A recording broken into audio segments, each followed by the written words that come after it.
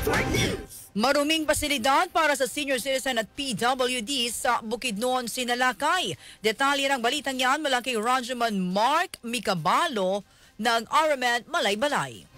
RMN Network News.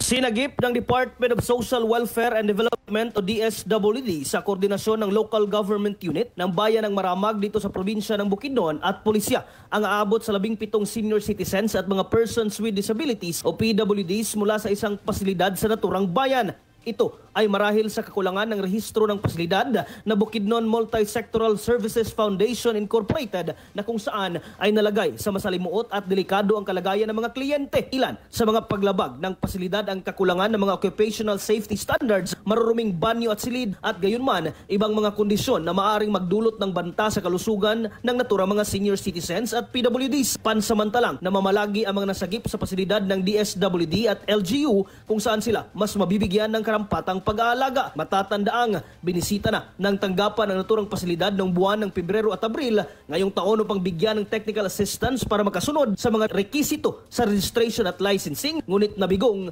tumalima ang institusyon. Kasama mo sa RMN DXMB Malaybalay at ng 95.3 IFM News Bukidnon, Matik, Radyoman Mark Micabalo. Tatak, RMN.